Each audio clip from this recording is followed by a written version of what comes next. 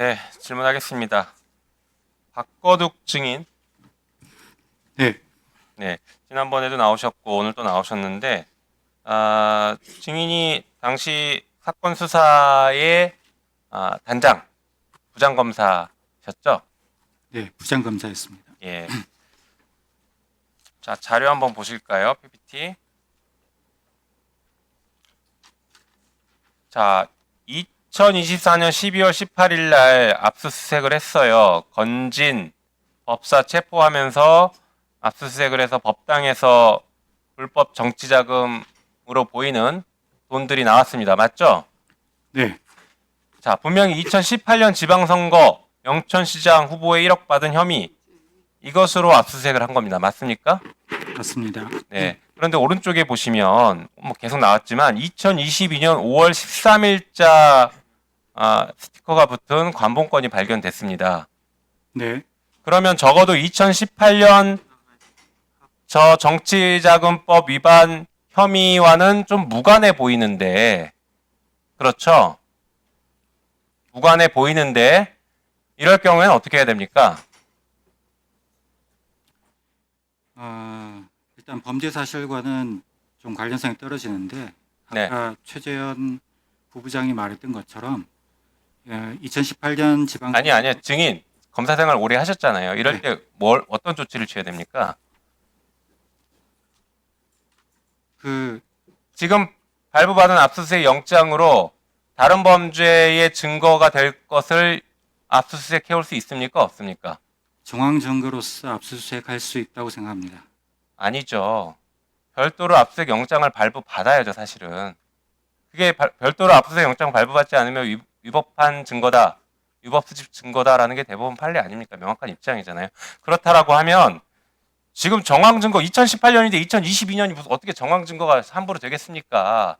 압수수색 영장을 별도로 발부받아야 되는데, 그런데 지금 방금도 증인도 얘기했고 아까 최재현 증인도 계속 얘기하는 것처럼 추징 보전 목적이다 이런 얘기들을 하세요. 근데 일반적인 상식으로 국민의 눈높이에서 볼 때에는 그 말이 좀 어색해요.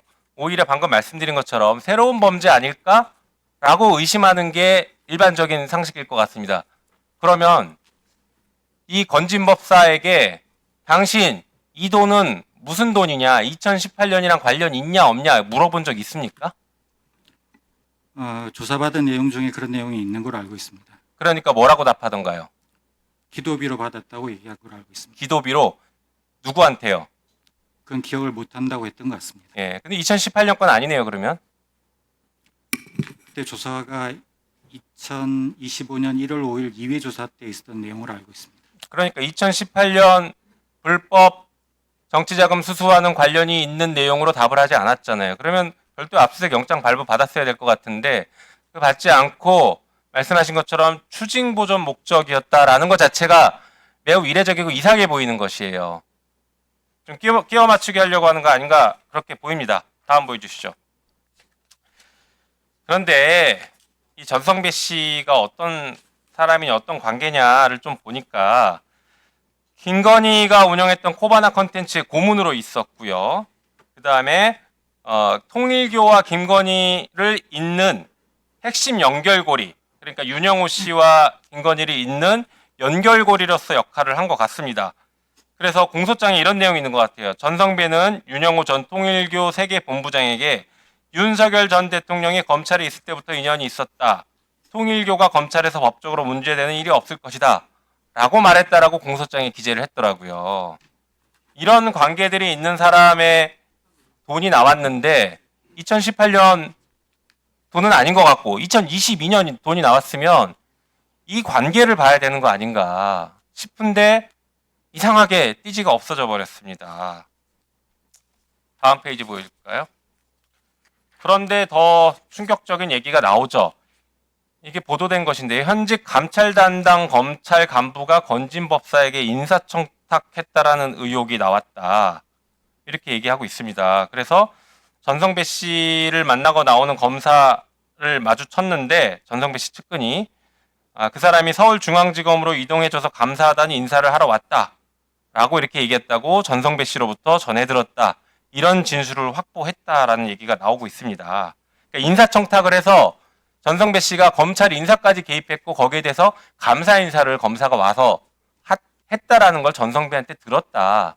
이런 얘기까지 지금 나오고 있는 것입니다. 물론 이게 전문 진술이니까 신빙성이 얼마큼 있는지 그거 좀 보긴 봐야겠지만 이상하게 그 돈이 없어졌고 그 돈은 2018년과는 좀 무관해 보이는데 실제 전성배는 윤석열, 김건희 그리고 통일교와 밀접한 관계가 있었고 검사의 인사청탁까지 의혹이 제기됐다라고 하면 굉장히 강도 높은 수사를 해야 되는 돈이었던 것 같아요. 그런데 거기에 대한 수사가 이루어지지 않고 없어졌다는 게 심각한 것입니다. 자, 이건 이 정도로 하고 박상용 검사 앞으로 좀 나오십시오.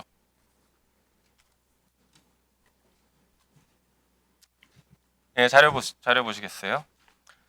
자, 이게 법무부 보도 자료인데 이렇게 돼 있습니다. 아래쪽 보시면 2023년 6월 18일경 수원지방검찰청 1313호 이거는 박상용 검사실이라고 했죠. 거기서 연어술 파티가 있었다는 이화영의 주장에 대해서 이화영의 진술, 이화영으로부터 당시 술을 마셨다는 말을 직접 들은 수용자 2명의 진술과 당시 개호 교도관의 진술 이런 것들을 종합해 보면 이화영, 김성태, 방용철 등 공범들과 박상용 검사 등이 저녁 식사를 하는 과정에서 김성태가 종이컵에 소주를 마신 정황이 확인됐다라고 이렇게 법무부는 얘기했습니다. 이런 사실이 있습니까? 없습니까? 일관되게 밝혔듯이 없습니다. 네, 다음 페이지 보여주시죠. 자, 그리고 법무부는 조사 결과를 발표하면서 이렇게 얘기합니다. 김성태 수용 기간 중에 검찰 조사 시 김성태가 원하는 외부 도시락과 음식이 수에 반입된 사실이 있다라고 합니다. 이런 일 있습니까? 없습니까? 없습니다. 네, 분명히 말씀하십시오. 다음에 영상 녹화실 및 창고라는 공간에서 수시로 김성태와 이화영 등 공범들이 모여서 대화를 나누었다라고 하는데 이렇게 대화하게 한 적 있습니까? 없습니까? 없습니다. 네. 세 번째, 쌍방울 직원이 수원지검 1313호 검사실에서 상주하면서 김성태를 수발했다라고 했는데 이런 일이 있습니까? 없습니까? 없습니다. 본인 검사실이니까 제일 잘 알겠죠? 네, 쌍방울 없습니다. 직원들 아무도 안 왔던가요? 당연히 수사 필요 목적에서 부른 적이 있습니다. 수사 필요 목적이 아니라 김성태를 돕기 위해서 온 사람 아무도 없어요, 진짜로? 조서에 수사가 필요한 점은 다 적혀 있습니다. 아니. 김성태를 수발하기 위해서 온 사람이 없냐? 없습니다. 분명하죠? 네, 현직 교도관이 박상용 검사의 조사 과정에서의 부적절한 조치에 대해 항의했다라고 했는데 항의한 적 있습니까? 없습니까? 저는 저러한 것은 기억이 나지 않습니다. 항의를 받지 않았어요. 항의 받았으면 이례적인 일인데 기억이 안 납니까? 없습니까? 기억이 잘 나지 않습니다. 저 부분은. 그럼 있네. 부적절한 조치에 대해서 항의했다는 점은 없습니다. 그러면 항의한 내 적은 조치는 있습니까? 부적절한 적이 없습니다. 항의한 적은 있습니까? 그러니까 이런 적은 있었던 것 같습니다. 현직 교도관이 자신이 개호가 힘드니까 한 명씩 불러라 이렇게 얘기해서 제가 수사하는 사람이기 때문에 대질 조사를 위해서는 한꺼번에 부를 필요도 있다라고 얘기한 적은 있었던 것 같습니다. 네, 결국에 세미나를 위해서 한꺼번에 계속 불렀다. 그리고 주말에도 불렀다 이 얘기인 것 같은데요. 네, 아닙니다. 네. 지금 방금 얘기하신 것처럼 분명히 아니라고 얘기했고 법무부는 조사 결과를 지금 증인과 완전히 다른 결과를 냈습니다. 이것은 대검에서 감찰하겠다고 하고 법무부도 감찰하겠다고 하니 사실이 밝혀지겠죠. 예. 그런데 이거 아시죠? 이화영 위증 혐의로 추가 기소했다 검찰이. 예, 이화영 씨가 우리 법사위에 나와서 증언한 것에 대해서 이 연어술 파티가 있었다라고 증언한 것에 대해서 위증으로 지금 검찰이 기소했습니다. 그런데 오늘 박상용 검사가 한 얘기들이 허위로 밝혀질 경우 법무부 감찰과 대검 감찰 조사 결과 허위로 밝혀질 경우에는 위증으로 처벌받을 수 있습니다. 그걸 분명하게 경고합니다. 들어가십시오. 자, 그리고 어미준 검사 잠깐 나오세요. 자, 쿠팡. 예, 알고 계시죠? 예. 이 사건. 뭐 본인이 여러 가지로 언론에도 뭐 대응은 하시는 것 같은데 그런데 현직 부장검사가 예. 증인 밑에 있던 부장검사가 증인과 차장에 대해서 직권남용 허위 공문서로 수사 의뢰를 했습니다. 이거 이례적인 일 아닌가요? 이례적인가요, 아닌가요? 허위 사실에 기한 진정이라고 말씀드립니다. 네, 증인 이런 거 당해본 적 있어요, 없어요? 처음입니다. 네. 부장검사가 얘기하는 것들이 다 거짓말이라는 것인가요? 보고를 안 하고 대검을 속였다고 진정을 했는데요. 네. 대검에 보고한 그 내역이 전산 시스템에 객관적으로 남아 있습니다. 네, 근데 그걸 무시하고 지금 증인이 보고한 문건으로만 처분을 했다라고 지금 진정을 한 거죠. 아닙니다. 보고를 안 네. 했다가 아니라. 아니, 자, 그리고 좀 들어보십시오. 지금 위증 여부를 확인해 보려고 질문하는 거예요. 좀 들어보세요. 그리고 바로 그 사건 당일날 주인 검사를 따로 청장실로 불러서 기소 의견으로 대검에 보고서 보내게 하고 한 적이 있습니까, 없습니까? 주인 검사를 부른 적은 있는데요. 네. 증거 관계를 물어보고 의견을 듣고 제가 청취를 했습니다. 그리고 일방적으로 지시하진 않았고 무혐의 지시를 내린 적 있습니까, 없습니까? 일방적으로 지시하진 않았고 주인 검사의 의견을 들었습니다. 부장 검사를 패싱하고 왜 주인 검사 의견 듣고 무혐의 하도록 했어요? 부장에게 문의할지 아니면 주인 검사한테 문의할지는 지청장이 적절한 방법으로 선택할 수 있다고 생각하고요. 자세한 증거 관계를 듣고 싶어서 가장 사건 내용을 잘 아는 주인 검사에게 증거 관계를 들었습니다. 주인 검사가 지청장과 나눈 대화를 당연히 부장 검사에게 보고할 것으로 생각을 하였고요.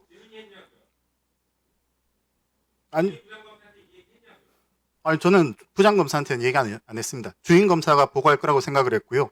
저는 차장 검사를 통하지 않고 부장에게도 바로 지시한 적이 있습니다. 그래서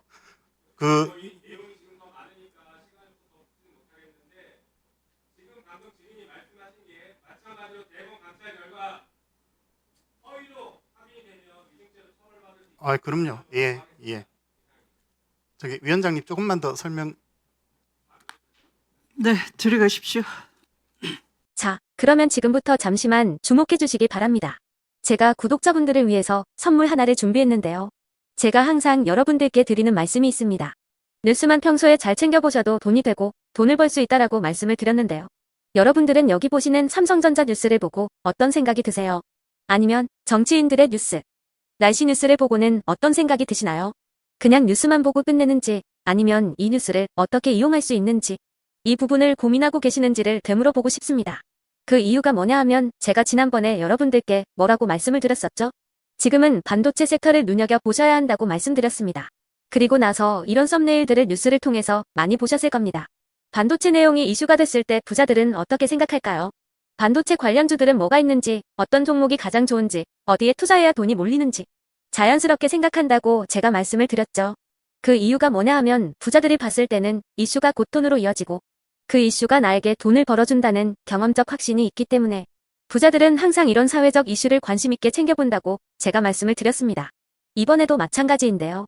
제가 지난번에 시청자분들과 함께하는 주식으로 수익 내기 이벤트를 진행했었죠. 당연히 100% 무료로 진행을 했었고요. 여기 보시면 아시겠지만 제가 지난번에도 구독이라고 보내주신 모든 시청자분들께 반도체 관련주 중에 가장 크게 급등할 딱 한 종목, 많은 종목도 아니라 한미반도체 한 종목을 여러분들께 추천드렸어요.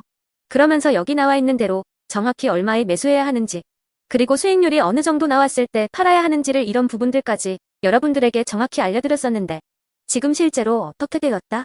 오른쪽을 보시면 아시겠지만 제가 지난번 문자 발송으로 이 한미반도체를 소개해드리고 나서 실제로 이렇게 5배 이상 어마무시한 상승이 나왔습니다. 100만 원만 투자를 했어도 무려 500만 원이 넘는 수익금이 생긴 거죠. 그래서 당시에도 굉장히 많은 분들이 제가 드린 이 한미반도체로 수익을 내실 수가 있으셨을 텐데요. 또 최근에도 두산에너빌리티라는 종목을 소개해드리고 2배가 넘는 상승이 나와주었습니다. 다시 한번 축하드린다고 말씀을 드리겠고 이번에도 마찬가지입니다. 앞으로도 2025년, 2026년 계속해서 기대해볼 섹터는 AI입니다.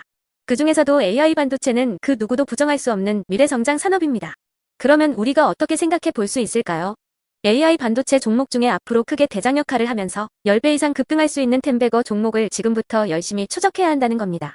큰 돈을 투자하지 않더라도 월급의 일부분 아주 소액이라도 이 종목을 모아가야 수백 %의 수익률을 손에 쥘 수 있는 것이죠.